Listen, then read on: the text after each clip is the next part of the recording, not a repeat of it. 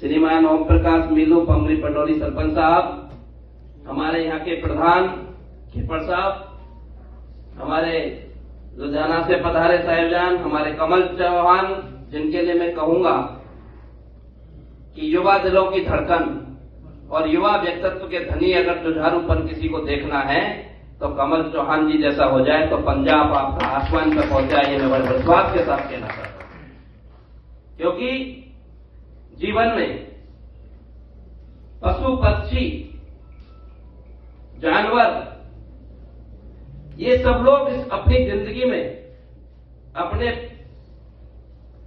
जीवोत्पत्ति, अपने बच्चों के लिए घोंसला, जिसको हम मकान या महल या कोठी बोलते हैं, कुछ भी कहें, वो तो पशु पक्षी जानवर भी करते हैं।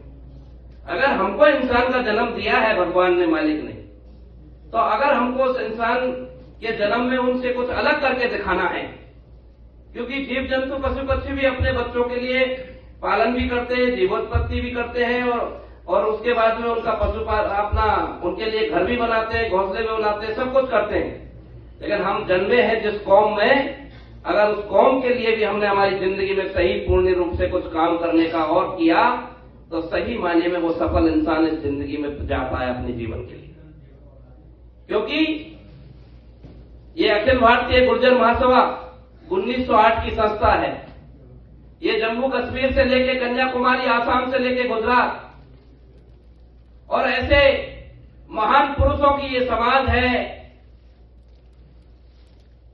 कि सम्राट मिहिर भोज जैसा रणवांकरा इस कौम में एक बेटा पैदा हुआ, जो कि गुर्जर सम्राट मिहिर भोज 49 साल जिसने देश में राज किया और उनके जमाने में बहुत हमारे देश पे आक्रमण हुए, लेकिन उनके जमाने में विदेशी आक्रांताओं की आक्रमण करने की बात तो छोड़ दो, आंख उठाने की हिम्मत पैदा नहीं करती थी। ऐसा रणवांकरा कौम के हम वंशज हैं। हमको गर्व करना चाहिए, फक्र करना चाहिए, सीना चौड़ा करना चाहिए इस बात पे कि हम ऐसे रणवांकरे के वंशज हैं जिसने गुर्जर प्रतिहारों के कारण इस भारत देश को हिंदू देश बनने में, अगर हिंदुत्व को बचाने में, हिंदुत्व के लिए अगर कोई व्यक्ति है, कोई महान पुरुष है इस देश में, केवल मेरी गुर्जर कम्युनिटी के लिए नहीं, हिंदुस्तान की 36 राज्यों के लिए अगर हिंदू सम्राट भी कोई कहलाया तो इस पृथ्वी पर गुर्जर सम्राट हिंदू सम्राट के नाम से जाना जाता है पूरे भारतवर्ष। पूरे भारतवर्ष जिस पे गर्व करता है वो आपकी कौम का बेटा है, आपकी कौम की मां से कोख से जन्मा हुआ बेटा है। ये गर्व करने का विषय है। उनके जमाने में विदेशी आक्रांता आक्रमण करने की बात छोड़ दो, आंख उठाने की हिम्मत नहीं करते थे। इससे बड़ा गर्व क्या होगा? जिन्होंने इस देश को हिंदू देश और हिंदुत्व को बचाने का काम किया, ऐसा हिंदू सम्राट आपका भी। और उसके बाद में अगर बात करूं तो सरदार वल्लभ भाई पटेल, आज देश में कई बड़े बड़े प्रधानमंत्री रहे होंगे, लेकिन कई प्रधानमंत्रियों के हम लोग नाम नहीं जानते। हमको पता नहीं कौन कौन से प्रधानमंत्री कब कब रहे, क्या रहे, उनका इतिहास क्या था। लेकिन वो प्रधानमंत्री नहीं रहे, वो दूसरे नंबर की पोस्ट पर भारत के गृह मंत्री रहे, लेकिन सरदार वल्लभ भाई पटेल का इतिहास में नाम अजर अमर था, है, रहेगा।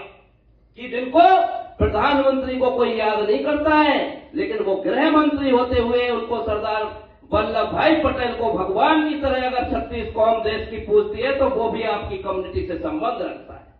सरदार वल्लभ भाई पटेल का अगर जिक्र करो और जैसा उन्होंने सोचा था, जैसा उन्होंने किया था, कितनी देशी रियासतों का एकीकरण करने का काम किया। बल्कि मैं तो ये कहूंगा कि खंड खंड भारत को अखंड भारत बनाने का काम किया तो आपकी कम्युनिटी के सरदार वल्लभ भाई पटेल ने किया, जिनको अखंड भारत बनाने का सौभाग्य प्राप्त हुआ।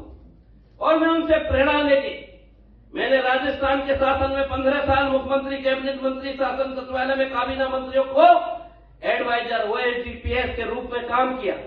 लेकिन मैंने सोचा कि ये काम मेरे लिए बहुत जरूरी नहीं है। मेरे जीवन के लिए, जीवन यापन करने के लिए मेरी कोई भी व्यवस्था काम कर सकती है। और जो व्यक्ति फ्रीलांसर होता है, हो सकता है किसी को अच्छा लगे, बहुत बड़ी बात है। आपके नवा शहर में मैं देख रहा था कि सब लोग पुलिस विभाग में बहुत ज्यादा संख्या है, बहुसंख्यक है। और विभागों में अल्पसंख्यक है, लेकिन पुलिस विभाग में बहुसंख्यक में नाम सुन रहा था सब लोगों के विचार। आप बहुत अच्छी बात है, आपका नवा शहर बहुत अग्रिम पंक्ति में खड़ा है। पंजाब राज्य में मैंने देखा है कि आपके शहर में से बहुत लोग बड़े बड़े हुए, चाहे आपके नीति आयोग के रमेश बजाज साहब से मेरा कई बार मिलना हुआ। 15वें वित्त आयोग जब राजस्थान गया तो वो एक सदस्य के रूप में गए, तो बड़ा गौरव का विषय हुआ कि बालाचौर और नवा शहर के व्यक्ति रमेश बजाज आज नीति आयोग के सीनियर सदस्य के रूप में हमारे वित्त आयोग में कमीशन आया है, तो बड़ी खुशी होती है। और ये कम्युनिटी आपकी एक देश में है, पूरे भारत में है, भारत के बाहर के भी अन्य राज्यों में, लेकिन हम भारत की देश की एकता अखंडता के साथ खड़े हैं, इसलिए हम भारत देश की बात करते हैं, क्योंकि मेरा भारत श्रेष्ठ भारत मेरी फेसबुक की आईडी पे भी मैं यही लगा के रखता हूं। और दो शेर जो इस हिंदुस्तान के शेरे दिल गुर्जर समाज के, जिन्होंने इस देश को बचाने का काम किया, सरदार वल्लभ भाई पटेल एक तरफ और दूसरी तरफ सम्राट मेहर भोज को मैं सलूट करता हूं, प्रणाम करता हूं। और सुबह शाम उठते बैठते उनसे ये सीखता हूं कि जिस तरह उन्होंने खंड खंड भारत को अखंड भारत बनाने का काम किया, बच्चू सिंह बैसला उसी सोच का नाम है। मैं गिलहरी वाला प्रयास कर रहा हूं कि मैं खंड खंड गुर्जर को अखंड गुर्जर बनाने के लिए तुला हुआ हूं, निकला हुआ हूं, घर परिवार को छोड़। क्योंकि अपने लिए तो हर कोई जीता है, अपने परिवार के लिए हर कोई जीता है, लेकिन जिस कौम के लिए ऐसे लोग जिए थे, जिन्होंने आज अपने देश में वो मर करके भी आज अमर है, वो चले गए, लेकिन वो आज अमर के रूप में दुनिया उनको भगवान की तरह सलूट करती है, प्रणाम करती है, दंडवत प्रणाम करती है। ऐसी शख्सियत बने वो किसी बात पर, तो वो सिर्फ इसी बात में बने कि उन्होंने खंड खंड भारत को अखंड बनाया।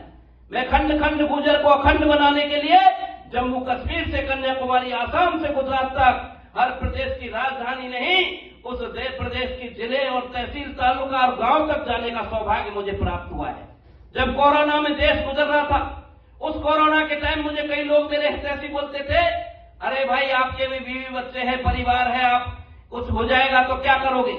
मैं उस कोरोना में, आप माफ करना, मैं आपको कह रहा हूं, मेरी मुंह से मेरी तारीफ करने वाली बात नहीं, उस कोरोना में हवाई जहाज से, ट्रेन से, कार से मैंने देश के 15 राज्यों में यात्राएं की। मैं कोरोना में भी घर नहीं बैठा था जब कोरोना में मरने से लोग डर रहे थे। ये बड़ी कड़वी सच्चाई, क्योंकि हर किसी को जब मौत से डर लगता है, लेकिन मैंने कहा मेरा वजूद रहे या ना रहे, लेकिन मेरी कौम का वजूद रहना चाहिए। बच्चू सिंह बैसला उस सोच पे काम करता है और उस सोच के लिए जीता है।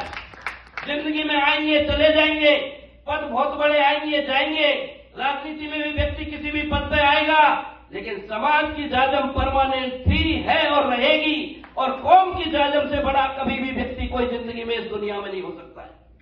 ये केवल मेरी कौम के लिए नहीं, हिंदुस्तान की किसी कम्युनिटी के लिए, ये जो कौम की जाजम जिसको कहते हैं, इस जाजम पे जहां आप लोग विराजमान हैं, इस कौम की जाजम से कोई व्यक्ति बड़ा नहीं हो सकता, चाहे वो मुख्यमंत्री बन जाए, प्रधानमंत्री बन जाए, गृह मंत्री बन जाए, लेकिन उस कौम में ही जन्मा है, उस कौम में ही उसको मरना है। इस कौम की जाजम से बड़ा कभी कोई व्यक्ति नहीं होता है। और एक बात मैं और कहना चाहता हूं डिप्टी साहब, आपके लिए जुनून, आपके लिए सलूट बनता है कि आप नवा शहर में अपनी ऑन ड्यूटी रहते हुए आप इतना बढ़िया काम कर रहे हैं। इसके लिए जितनी तारीफ करूं मेरे पास